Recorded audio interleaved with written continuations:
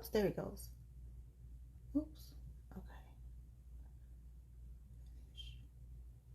Okay.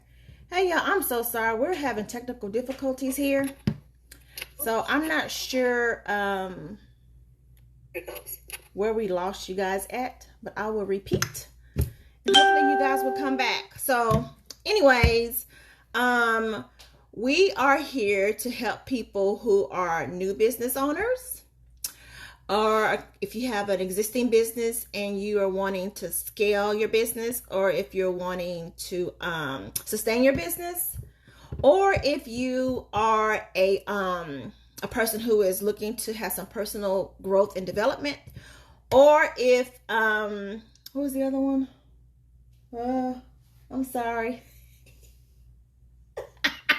Curtis is no help, y'all. He's like, I don't know. What was the other one? I forgot. Anyways, I'm sorry. So at any rate, if you need help in any areas of growth, you can reach out to us, and we can help you. So what you can do initially is sign up for a free strategy session. And when you sign up for that free strategy session, then we will respond with an assessment for you to take, several assessments and a questionnaire for you to take. And then we will get back with you and schedule a session and go over everything with you to help you to grow. Okay. So if you are a business owner who needs help to build business plans or to get your finances in order, let us know. Maybe put a 1 in the comments. If you are someone who already has a business and you want to sustain your business or to scale your business, put a 2 in the comments. If you are someone who is looking for personal growth and development, put a 3 in the comments. And if you are someone who, I know which one I forgot. If you're someone who is working in your career, but you want to grow to the next level, maybe if you are a manager and you want to become a CEO or something like that, then let us know. And you put a 4 in the comments so we can help you, okay? So again, we can help you with your growth. And so we have a contest going on. Let me mention that. So anybody who can tell us what this acronym means, so what the E stands for, the L, the E, the V, the T, and the E, if you tell us what that stands for in the comments, we'll send you a free t-shirt, okay? So let us know, and then we can, if the first person to respond with the meaning of the acronym will get a free t-shirt, okay? All right, bye. I guess I'll let Kai come. Thank you for getting home on time, Kai. You're welcome. You did good. Yes. All right, guys. Let's see who we got. Hello, hello. It's good to see everybody. Shar made an appearance. Can't believe it. I always ask her to get on. She never gets on. So, but thanks for getting on, Shar. And I know you guys, and I know Shar especially. I was going to cut this section out because of 705, and I knew that we need to get over communication part 2. So I was going to cut the jokes out, but Shar begged me to put them back on. She begged me. She was like, you cannot just leave the jokes out. These jokes are loved. They're beloved by all. So you need to put those jokes back in. So, you know, what they say, happy wife, happy life, or something like that. So I'm going to go ahead and share the jokes. So we're going to do the jokes real quick, and then we're going to jump into communication part 2. So, you notice this is probably the only section Kai's going to see. You see Kai back there. So, what kind of dog does Dracula have? What kind of dog does Dracula have? A bloodhound. Oh. Sorry about that. Sorry about that, America. We don't cuss in this house. All right, sorry about that. That's false. He was correct. Right. A bloodhound. Anyway, Kai ain't supposed to come over here and share our family secrets. Got to keep stuff in house. All right. Why did the vampire's girlfriend dump him? Why did the vampire's girlfriend dump him?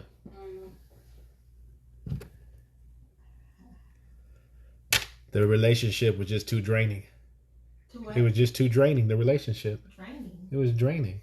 He's a vampire. Oh, Drain the blood. I get that. All right. All right, so the last one, why don't skeletons go bungee jumping? Why don't skeletons go bungee jumping? Because their bones shiver. Because their bones shiver? They just don't have the guts.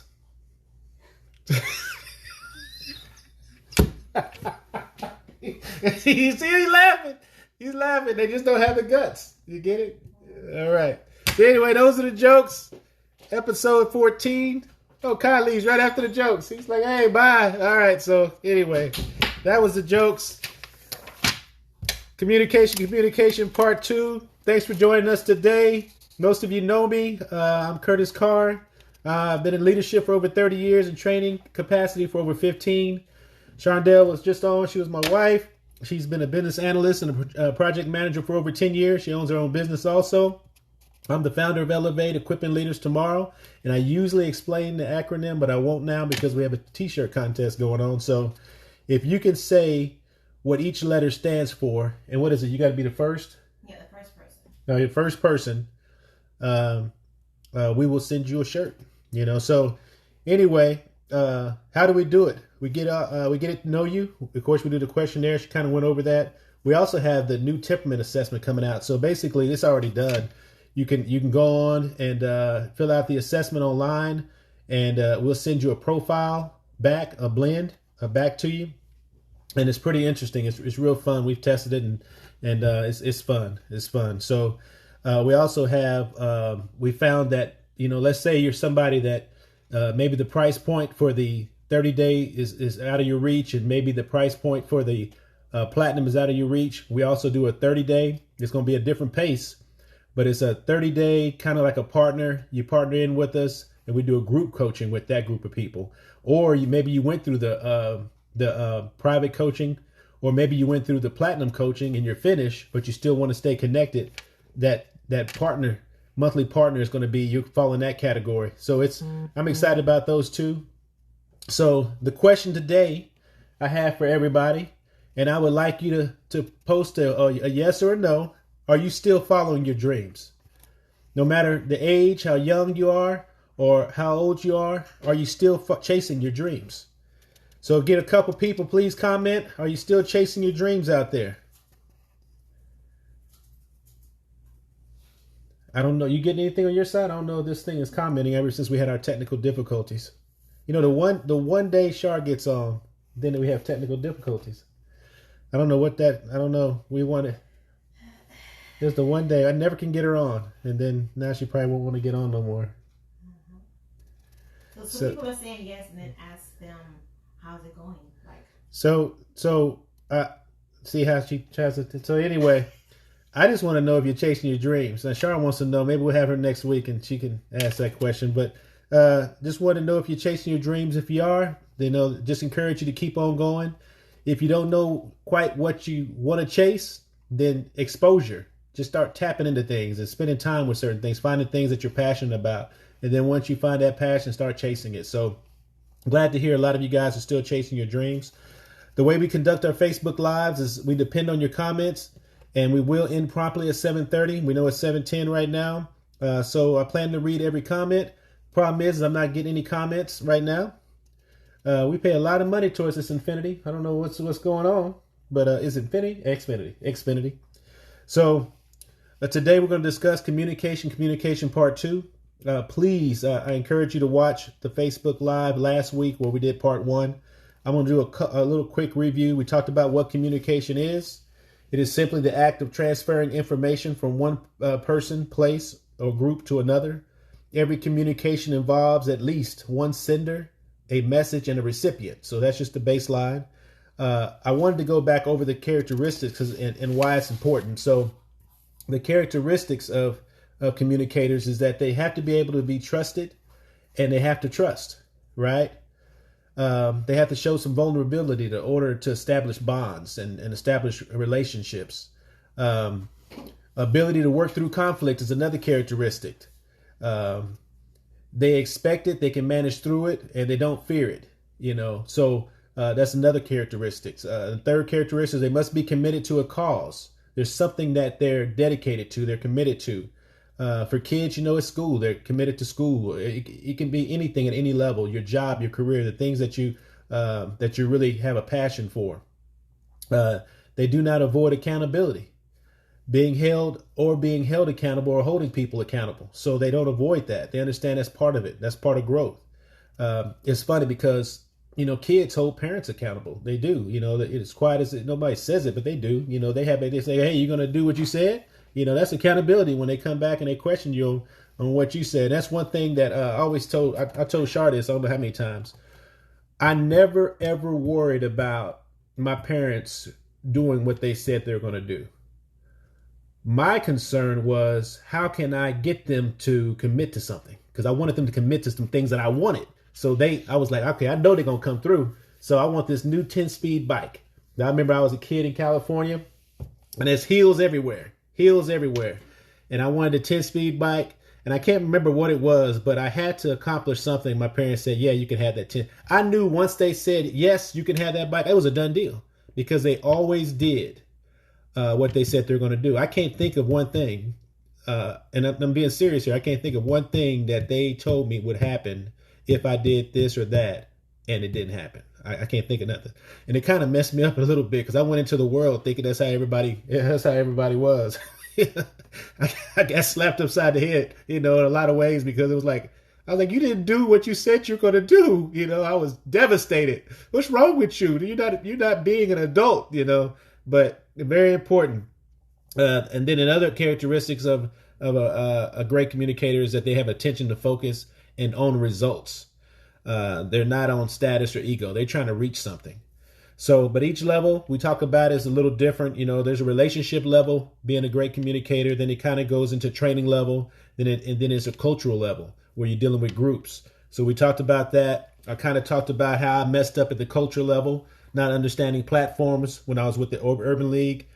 Please look back at that. It's one of those things I remember, forever because it was devastating. So please look back at video, the part 1.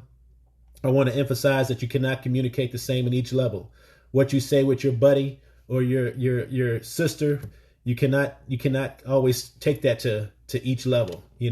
When you're training, you talk a little bit different. You say things different. You're more repetitive. You're trying to replicate a behavior. So there's a lot of starting and stopping. There's a lot of repeating. There's a lot of coaching. There's a lot of accountability in short order. So, and then at a culture level, there's a lot of holding your tongue. That's the best way I can put it. There's a lot of holding your tongue. There's a lot of things you may see, but you don't say it because you understand you're trying to connect everybody. You want everybody to have a positive vibe. So a lot of things you hold in if you're the communicator. So what does this have to do all together? I really want to emphasize the power of the tongue. I wanted to give some notable quotes that are out there. A lot of these I'm sure you guys heard, but there's some notable quotes when it comes to the tongue. And please give me some ones out there. Anybody out there? Are we alive out there? Because I don't have any comments. I'm going to give you my phone so you can have comments. My wife's going to give me her phone so I can see the comments because she knows it's like a different world when you can't see the comments rolling on the screen. So while she's doing that, there's one. It's called "The Power of Life and Death is in the Tongue, and those that love it will eat its fruit." That's powerful. We all know that's in the Bible. There's another one. "The tongue is like a sharp knife. It kills without drawing blood." That's powerful. The tongue is like a sharp knife. It kills without drawing blood. So that was Buddha. Words have power. Words are power. Words could be your power also. Another gentleman said that a narrow mind has a broad tongue. I love that one because a narrow mind has a broad tongue.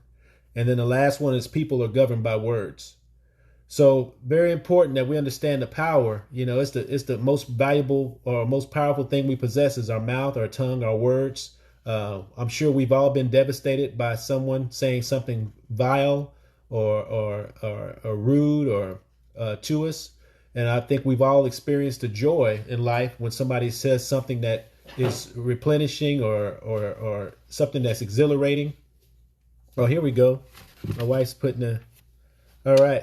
So the words, when we look back at our lives, I know I can remember when certain things were said to me that were game changers. Even if it was books that I read, I can remember the words in the books that changed my perspective. So we have what? And you have 12 people over there? What? I got two screens here, so it's easily for me to get confused, y'all. So good to see you, Ann, Karen. Thank you. So basically, I wanted to go over a little bit about the characteristics of a bad communicator. So characteristics of a bad communicator. The first one is that they don't take ownership. They just don't take ownership. They complain about what is not done. They don't get involved in the solution. They're looking for somebody else to do what they can do themselves. And one thing I wanted to read, and I love this. I know I'm going to read another little corny thing, but I love this thing, and I hope that I don't think this is too long, but it's called Whose Job Is It? So this kind of lines up with the person that doesn't take ownership. It's called Whose Job Is It? This is a story about 4 people named everybody, somebody, anybody, and nobody.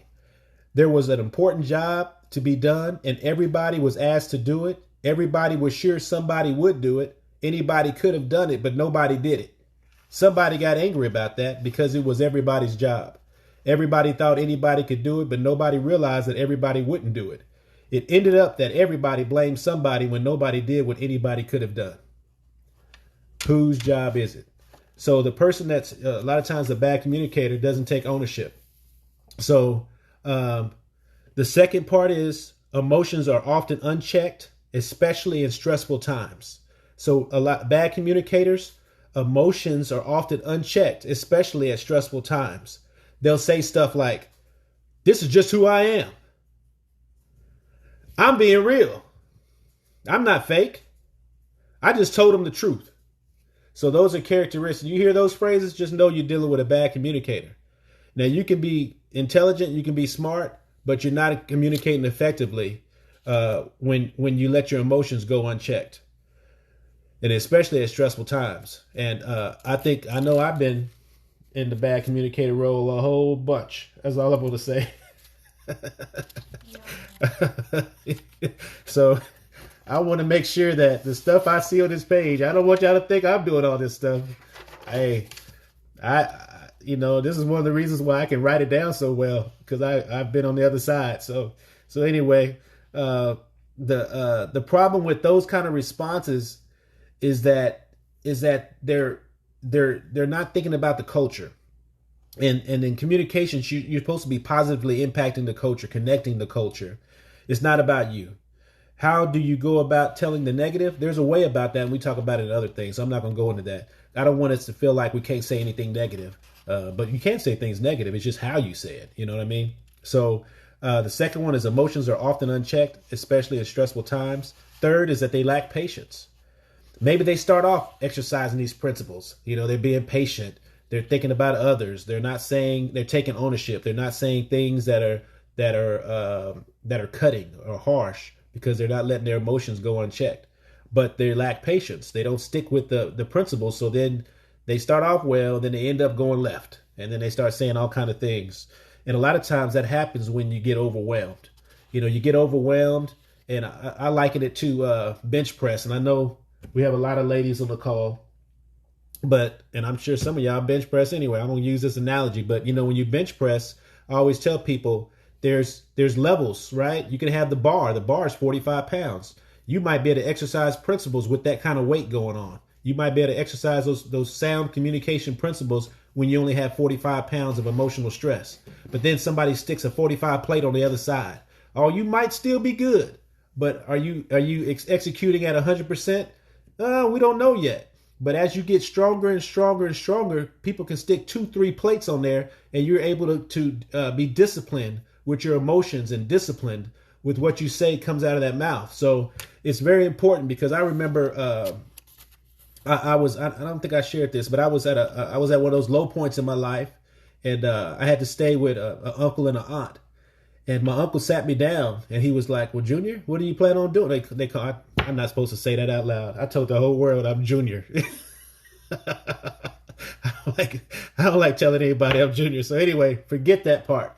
So anyway, he said, well, he says, what's your plan? And, you know, and I'm in my feelings at this point, right? I'm in my feelings at this point. Where do I get a copy of that? Where do I get a copy of that? Karen, reach out to me. We'll get that to you. Hey, Miss Sister, it's good to see you. Miss Sister, it's good to see you. But my uncle asked me, he says, what's your plan? And basically he kind of got under my skin about some of the decisions I had been making. And I went off. I went off. I said, it's easy for you to say those things while you sit here in this big house and you do, because he was very successful. He's very successful and things were going well. And basically I did what everybody does. I point the finger at him like he had something to do with my failings, you know.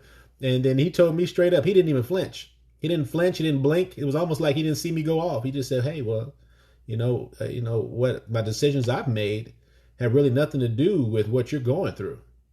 And it took a second or two to sink in, but it shut me up. I was like, basically I was whining and crying, and he straightened me out real quick and real calmly. You know, I wouldn't have done it like that back then. I wouldn't have had his response with him. And I'll always remember that, because that's what leaders do. That's what leaders do. And he was an excellent example of a leader. So I appreciate that. That was my Uncle Jerry. Anyway, so the last one, after lacking patience, is the last one is they just don't realize the power of words, or they have not connected the concept to other facets of their life. Right? So they just don't realize, because there's really the big three. I always say it's the big three when it comes to life: relationships, health, and finances. Everybody's trying to get those three. I sit back and I think about who really got those three together. It's very few people that got those three together. But the relationships, health, and life. And when you think about it, we have internal communications with ourselves in those areas. And those also affect what we do and how we act. But those are the ones, if you're not able to realize the power of words, even if they're in your head, a lot of times those are the things that you see in bad communicators. So here we are. Yeah, Jerry, that's right. It's easy. At the time, I didn't like it, but it was great thinking back on it. And it was great enough for me to want to share it on this phone call. So this Skype. So characteristics we see with great community. My wife's laughing because I got it wrong twice. I said phone call and then I said Skype. We're not on either one. We're on Facebook Live. I get it. I know she was supposed to. Yeah, thank you. So anyway, I'm up here looking at the time. I got the time right next to the phone. That's pressure. That is pressure. So the characteristics we see in a great communicator. The great communicators, they sacrifice. They say, well, what do they sacrifice? They sacrifice themselves and their emotions and how they feel. They can't always say what they want to say. They hold it in, and most of the time, their significant loved one hears it. Their significant loved one hears all the stuff. They have to be sensitive to the environment, so they sacrifice. They sacrifice who they are, because what the cause or the end result is they sacrifice to reach that. And if I pop off and say everything that's going through my head, we'll never get to the end result, because it'll be a chaotic environment. Because as a leader, I can't do that. So, right. So the characteristic of the great communicators is they sacrifice. And then, one thing that I guess, because I'm a little idealistic, one thing I had to come, and this is basic. And I know some of y'all are going to say, man, it took that long to figure this out. But one of the things I had to really realize is that individuals as well as teams are made up of imperfect people that are inherently dysfunctional.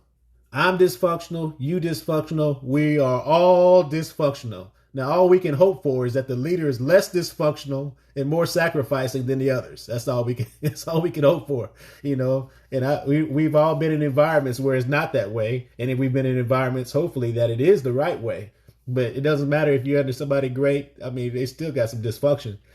So at the end of the day, they sacrifice as much as they can, but they still gonna make mistakes. And if hopefully the people around them are forgiving. Hopefully they've done enough positive things where the negatives don't take too far away. The number two thing is that they socialize. I told the story about how I got promoted, and they're like, we want to promote you, man, but you don't talk. And I know doing these Facebook Lives, you might think I just talk. I'm a very quiet person. Meetings, they always try to get me to talk more. I'm at work, I talk more because I have to. But if it was me, I'll be in a room by myself and I'm good. My wife tries to drag me out everywhere, like everywhere. Did I say like everywhere? She tries, And you go. and I go most of the time, but sometimes, you know, I'm an introvert. So at the end of the day, the great communications, they're going to socialize, they're going to participate and mix well with others. The third one is they stand down. The third one is that they stand down. They're going to say something, and this is something that there's some people in our immediate circle that really need to get this. So they stand down, not my wife, not you. Kai needs to get this, but they stand down. So you verbalize your concern, and then when other people don't agree, you just back up. You're not going to be able to make people do anything. So you can say what you want to say, but you can't make it happen. So you got to stand down, you know, and you do that in groups like that because that's just a wise thing to do, you know. Then the other thing is that they do. The fourth is that they sense and use emotion to reach, connect, and get results. They use those emotions, you know, but they do it from a sincere place, not a manipulative place. You know, one great leader said, "I use emotion for the many. I use reason for the few." You know, so very important. You know, you know how it is. If a lot of you guys are in supervisory roles, when it's down and you know things are not going well, you have to lift it up. You know, and you use the emotion of the room and try to lift it up. Or if you know things are happy, even if you're not happy, you try to join in the happiness because you realize other people are happy. But emotion is critical. You see it in commercials. They use it all the time. They have all these pets now on the commercial because they realize studies show that people are moved by pets. So they got a dog. You could be talking about gum and there's a dog in the commercial. You could be talking about women's sanitary products and there's a dog or a cat in the commercial because they realize that's because people are emotional. So, and then the last thing is that they strive wholeheartedly to fulfill their role. 729, my. So they strive wholeheartedly to fulfill their role. And I'm going to read this real quick. This is a religious leader that said this, and I really don't get into religion much on this because I like to separate things, but I wanted to read this. He's striving, right? He says, "Though I am free and belong to no one, I have made myself a slave to everyone, to win as many as possible. I have become all things to all people so that by all possible means I might save some." He says, "I do this for the sake of the gospel that I may share in its blessings." So he says he becomes all things to all people. And he goes on even deeper in there. But he says he does whatever it takes. He strives. He does whatever it takes so that he can win people. And I think that a lot of times we don't understand that. You know, we got to do whatever it takes. And then the other thing I like about it, and this being an only child syndrome, my wife always says I have the only child syndrome. I like the fact that at the end he says, "I do this because I may share in the blessings." There's selfish ambition there. He says, I want to share in the blessings. That's why I'm doing this, you know, to a degree. So anyway, I wanted to make sure that we kind of go over that real quick. I know she typed it on. She typed it on there. They sacrifice. They socialize. They stand down. They sense and use emotion. They strive wholeheartedly to fulfill their role. Right? And 7:30. There's a little bit left, but I'm going to tell you this real quick. The next 5 Facebook Lives, to micromanage or not, that is the question. That's the next one. The one after that is the 3 Ps. What your supervisor wants you to know that will increase your income. 1,440, that's the one time is on our side. That's the one I'm really excited about right now. What is the opposite of a victim? That's the one after that. And the 5th one is dealing with disappointment. Dealing with disappointment. So we're at 7:31. We appreciate everybody out there. Please like and share. Give us that 1 minute because we had technical difficulties. Please check us out. Please like and share. If you have any questions, email us. Thank you. Thank you so much.